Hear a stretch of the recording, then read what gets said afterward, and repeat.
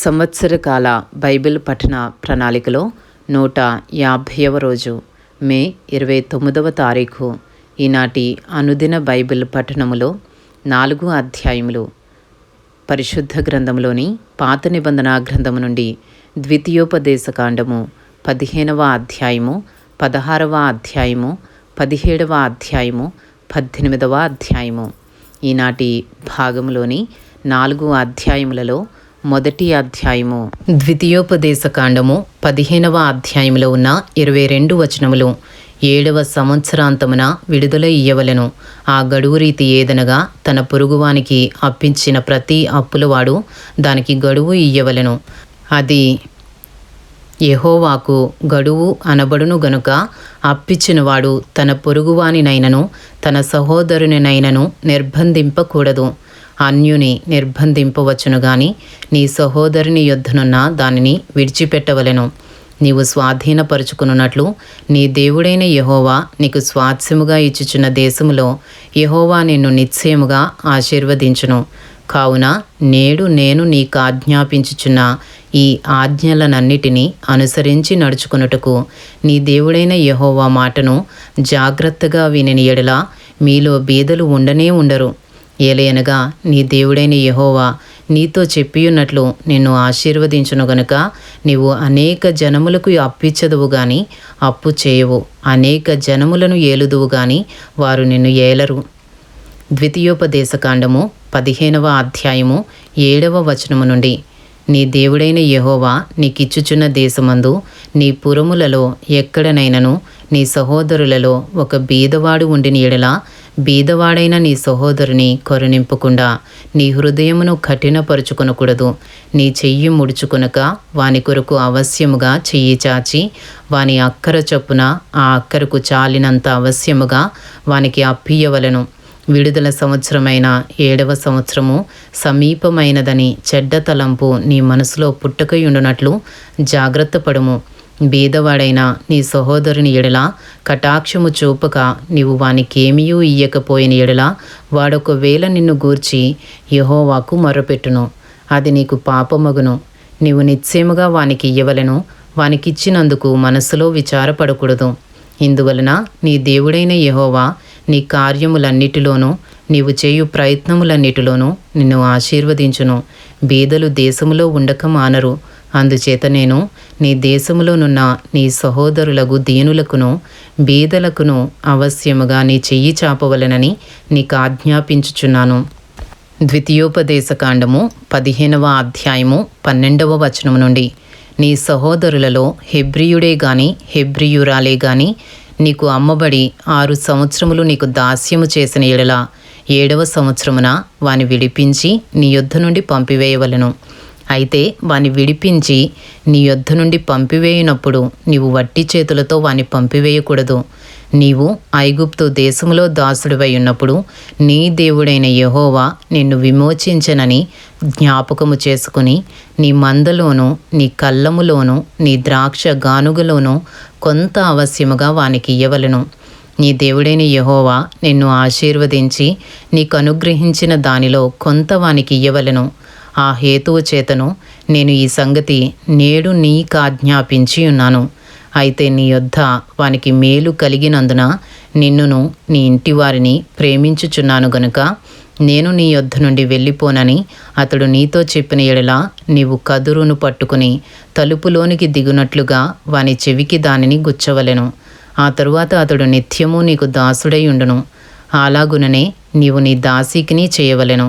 వానిని స్వతంత్రునిగా పోనిచ్చుట కష్టమని నీవు అనుకొనకూడదు. ఏలేనగా వాడు 6 సంవత్సరములు నీకు దాస్యము చేసినందున జీతగానికి రావలసిన 2 జీతముల లాభము నీకు కలిగెను. అలాగైతే నీ దేవుడైన యెహోవా నీకు చేయు వాటన్నిటి విషయంలో నిన్ను ఆశీర్వదించును. ద్వితీయోపదేశకాండము 15వ అధ్యాయంలో ఉన్న 19వ వచనము నుండి. నీ గోవులలోనేమి నీ గొర్రె మేకలలోనేమి తొలిచూలు ప్రతి మగదానిని నీ దేవుడైన యెహోవాకు ప్రతిష్ఠింపవలెను. నీ కోడెలలో తొలిచూలు దానితో పని చేయకూడదు.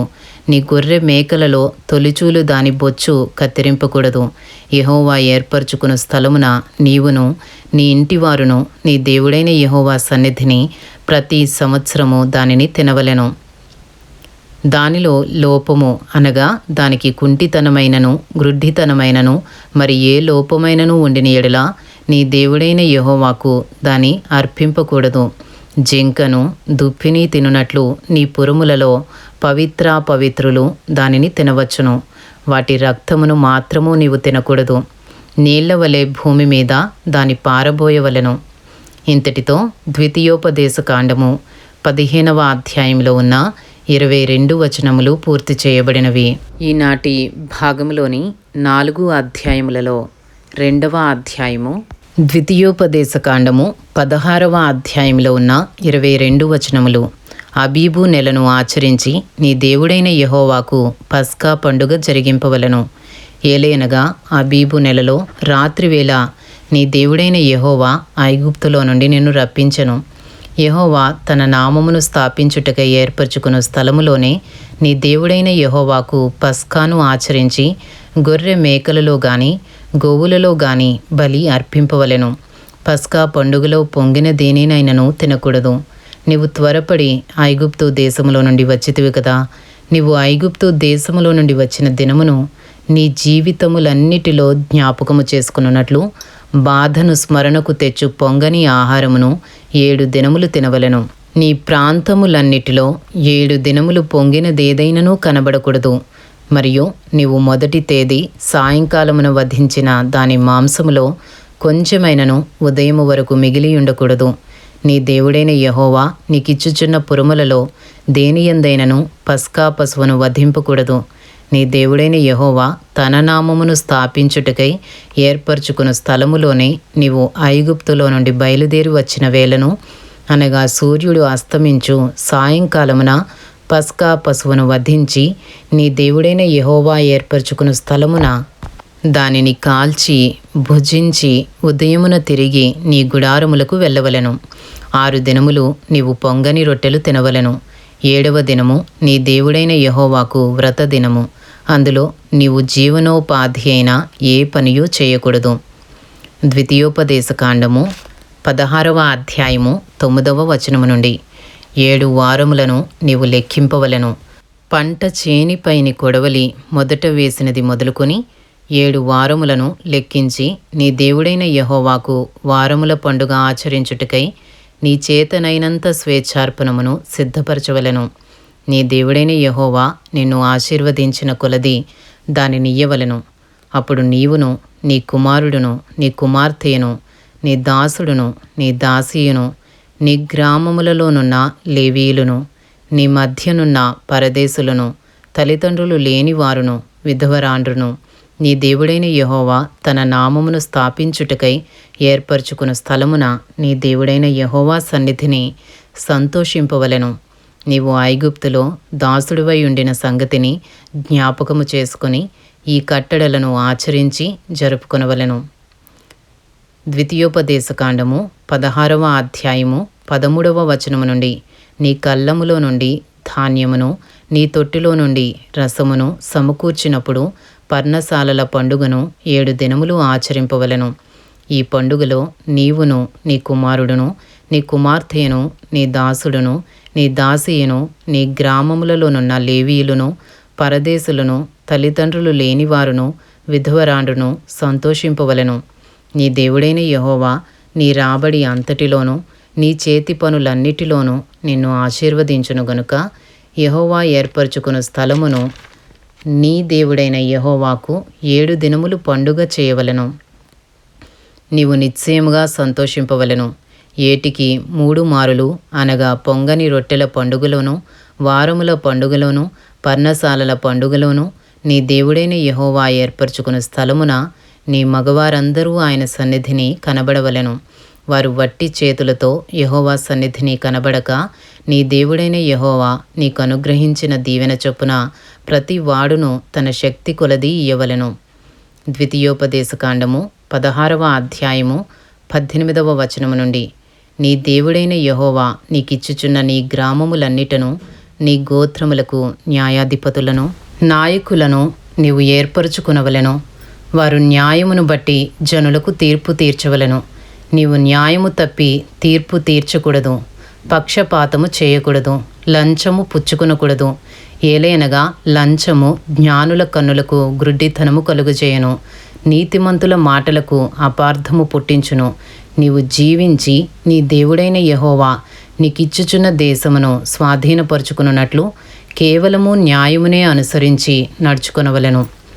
నీ దేవుడైన యెహోవాకు నీవు కట్టు బలిపీఠము సమీపమున ఏ విధమైన వృక్షమును నాటకూడదు, దేవతాస్తంభమును ఏర్పరచకూడదు. నీ దేవుడైన యెహోవా విగ్రహమును ద్వేషించువాడు గనుక నీవు ఏ స్తంభమునైనను నిలువబెట్టకూడదు.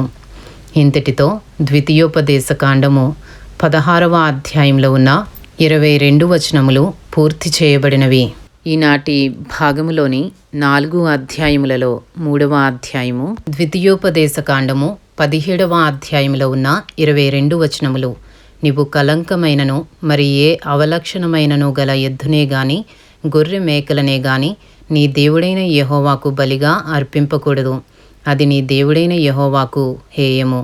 నీ దేవుడైన యెహోవా నిబంధనను మీరి ఆయన దృష్టికి చెడ్డదానిని చేయుచు నేనిచ్చిన ఆజ్ఞకు విరోధముగా అన్య దేవతలకు అనగా సూర్యునికైనను చంద్రునికైనను ఆకాశ నక్షత్రములలోని దేనికైనను నమస్కరించి మ్రొక్కు పురుషుడే గాని స్త్రీయే గాని నీ దేవుడైన యెహోవా నీకిచ్చుచున్న నీ గ్రామములలో దేనియందైనను నీ మధ్య కనబడినప్పుడు అది నీకు తెలుపబడిన తరువాత నీవు విని బాగుగా విచారణ చేయవలెను.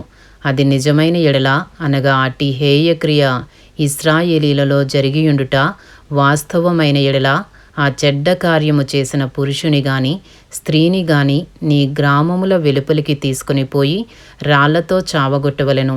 2-3 సాక్షుల మాట మీదనే చావతగిన వానికి మరణశిక్ష విధింపవలెను. ఒక్క సాక్షి మాట మీద వానికి విధింపకూడదు. వాని చంపుటకు మొదట సాక్షులను తరువాత జనులందరూ వాని మీద చేతులు వేయవలెను. అట్లు నీ మధ్య నుండి ఆ చెడుతనమును పరిహరింపవలెను. ద్వితీయోపదేశకాండము 17వ అధ్యాయము 8వ వచనము నుండి హత్యకు వ్యాజ్యమునకు వ్యాజ్యమునకు దెబ్బకు నీ గ్రామములలో వివాదములు పుట్టగా వీటి భేదము కనుగొనుటకు నీకు సాధ్యము కాని ఎడల నీవు లేచి నీ దేవుడైన యెహోవా ఏర్పరచుకున్న స్థలమునకు వెళ్ళి యాజకులైన లేవీయులను ఆ దినములలో ఉండు న్యాయాధిపతిని విచారింపవలెను. వారు దానికి తగిన తీర్పు నీకు తెలియజెప్పుదురు. యెహోవా ఏర్పరచుకున్న స్థలమున వారు నీకు తెలుపు తీర్పు చొప్పున నీవు జరిగించి వారు నీకు తేటపరచు అన్నిటి చొప్పున తీర్పు తీర్చుటకు జాగ్రత్త పడవలెను. వారు నీకు తేటపరచు భావము చొప్పునను వారు నీతో చెప్పు తీర్పు చొప్పునను నీవు తీర్చవలెను.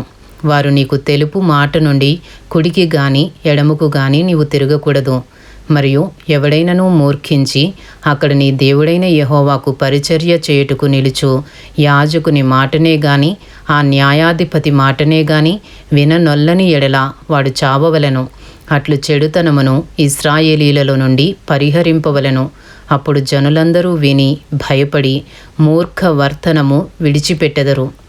ద్వితీయోపదేశకాండము 17వ అధ్యాయము 14వ వచనము నుండి నీ దేవుడైన యెహోవా నీకిచ్చుచున్న దేశమున నీవు ప్రవేశించి దాన్ని స్వాధీనపరుచుకుని అందులో నివసించి నా చుట్టూనున్న సమస్త జనము వలె నా మీద రాజును నియమించుకొందుననుకుని ఎడల నీ దేవుడైన యెహోవా ఏర్పరచు వానిని అవశ్యముగా నీ మీద రాజుగా నియమించుకొనవలెను. నీ సహోదరులలోనే ఒకని నీ మీద రాజుగా నియమించుకొనవలెను. నీ సహోదరుడు కాని అన్యుని నీ మీద నియమించుకొనకూడదు. అతడు గుర్రములను విస్తారముగా సంపాదించుకొనవలదు. తాను గుర్రములను హెచ్చుగా సంపాదించుటకు గాను జనులను ఐగుప్తునకు తిరిగి వెళ్ళనీయకూడదు. ఏలయనగా యెహోవా ఇక మీదట మీరు ఈ త్రోవను వెళ్ళకూడదని మీతో చెప్పెను. తన హృదయము తొలగిపోకుండానట్లు అతడు అనేక స్త్రీలను వివాహము చేసుకొనకూడదు. వెండి బంగారములను అతడు తన కొరకు బహుగా విస్తరింపచేసుకొనకూడదు. మరియు అతడు రాజ్య సింహాసనమందు ఆసీనుడైన తరువాత లేవీయులైన యాజకుల స్వాధీనములోనున్న గ్రంథమును చూచి ఆ ధర్మశాస్త్రమునకు ఒక ప్రతిని తన కొరకు వ్రాసికొనవలెను. అది అతని యొద్ద ఉండవలెను. తన రాజ్యమందు తానును తన కుమారులను ఇశ్రాయేలు మధ్యను దీర్ఘాయుష్మంతులగుటకై తాను తన సహోదరుల మీద గర్వించి ఈ ధర్మమును విడిచిపెట్టి కుడికి గాని ఎడమకు గాని తాను తొలగకయుండునట్లు తన దేవుడైన యెహోవాకు భయపడి ఈ ధర్మశాస్త్ర వాక్యములన్నిటినీ ఈ కట్టడలను అనుసరించి నడువ నేర్చుకొనుటకు అతడు తాను బ్రతుకు దినములన్నిటను ఆ గ్రంథమును చదువుచుండవలెను. ఇంతటితో ద్వితీయోపదేశకాండము 17వ అధ్యాయంలో ఉన్న 22 వచనములు పూర్తి చేయబడినవి. ఈనాటి భాగంలోని 4 అధ్యాయములలో 4వ అధ్యాయము ద్వితీయోపదేశకాండము 18వ అధ్యాయంలో ఉన్న 22 వచనములు. యాజకులైన లేవీయులకు అనగా లేవీ గోత్రీయులకందరికీ ఇశ్రాయేలీలతో పాలైనను స్వాస్థ్యమైనను ఉండదు. వారు యెహోవా హోమ ద్రవ్యములను తిందురు. అది వారి హక్కు. వారి సహోదరులతో వారికి స్వాస్థ్యము కలుగదు. యెహోవా వారితో చెప్పినట్లు ఆయనే వారికి స్వాస్థ్యము. జనుల వలన అనగా ఎద్దు గాని గొర్రె గాని మేక గాని బలిగా అర్పించు వారి వలన యాజకులు పొందవలసినదేదనగా కుడి జబ్బను 2 దవడలను పొట్టను యాజకునికి ఇయ్యవలెను. నీ ధాన్యములోను నీ ద్రాక్ష రసములోను నీ నూనెలోను ప్రథమ ఫలములను నీ గొర్రెల మొదటి బొచ్చును అతనికి ఇయ్యవలెను. నిత్యము యెహోవా నామమున నిలిచి సేవ చేయుటకు నీ గోత్రములన్నిటిలోనూ అతనిని అతని సంతతి వారిని నీ దేవుడైన యెహోవా ఏర్పరచుకునియున్నాడు. ద్వితీయోపదేశకాండము 18వ అధ్యాయము 6వ వచనము నుండి. ఒక లేవీయుడు ఇశ్రాయేలీల దేశమున తాను విదేశిగా నివసించిన నీ గ్రామములలో ఒకదాని నుండి యెహోవా ఏర్పరచుకున్న స్థలమునకు మిక్కిలి మక్కువతో వచ్చినప్పుడు అక్కడి యెహోవా సన్నిధిని నిలుచు లేవీయులైన తన గోత్రపు వారు చేయునట్లు అతడు తన దేవుడైన యెహోవా నామమున సేవ చేయవలెను. అమ్మబడిన తన పిత్రార్జితము వలన తనకు వచ్చినది గాక అతడు ఇతరుల వలె వంతు అనుభవింపవలెను. ద్వితీయోపదేశకాండము 18వ అధ్యాయము 9వ వచనము నుండి.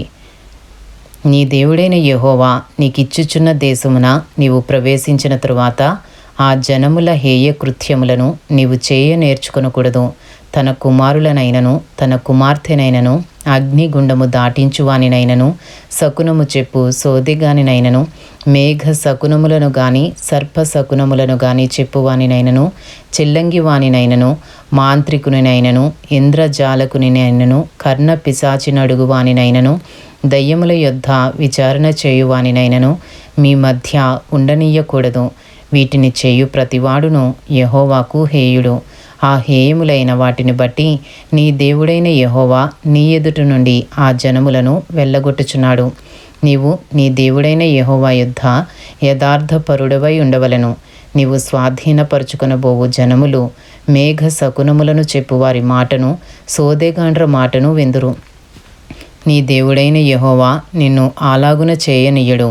హోరేబులో ఆ సమాజ దినమున నీవు నేను చావకయుండునట్లు మళ్ళీ నా దేవుడైన యెహోవా స్వరము నాకు వినబడకుండును గాక. ఈ గొప్ప అగ్ని నాకు ఇకను కనబడకుండును గాక అని చెప్పితివి.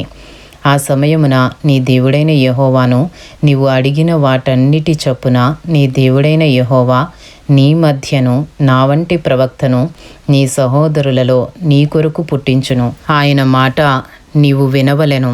మరియు యెహోవా నాతో ఇట్లనెను, వారు చెప్పిన మాట మంచిది. వారి సహోదరులలో నుండి నీ వంటి ప్రవక్తను వారి కొరకు పుట్టించదను. అతని నోట నా మాటలనుంచుదును. నేను అతనికి ఆజ్ఞాపించున్నది యావత్తును అతడు వారితో చెప్పును. అతడు నా నామమున చెప్పు నా మాటలను వినని వానిని దాని గూర్చి విచారణ చేసెదను. అంతేకాదు ఏ ప్రవక్తయు అహంకారము పూని నేను చెప్పుమని తనకు ఆజ్ఞాపించని మాటను నా నామమున చెప్పునో ఇతర దేవతల నామమున చెప్పునో ఆ ప్రవక్తయును చావవలెను. మరియు ఏదొక మాట యెహోవా చెప్పినది కాదని మేమెట్లు తెలుసుకొనగలమని మీరు అనుకొనిన ఎడల ప్రవక్త యెహోవా నామమున చెప్పినప్పుడు ఆ మాట జరగకపోయిన ఎడలను ఎన్నడూనూ నెరవేరకపోయిన ఎడలను అది యెహోవా చెప్పిన మాట కాదు. ఆ ప్రవక్త అహంకారము చేతనే దాన్ని చెప్పెను గనుక దానికి భయపడవద్దు. ఇంతటితో ద్వితీయోపదేశకాండము 18వ అధ్యాయంలో ఉన్న 22 వచనములు పూర్తి చేయబడినవి. ఈనాటి భాగంలోని 4 అధ్యాయములు ద్వితీయోపదేశకాండము 15వ అధ్యాయము, 16వ అధ్యాయము, 17వ అధ్యాయము మరియు 18వ అధ్యాయము పూర్తి చేయబడినవి. Thank you lord.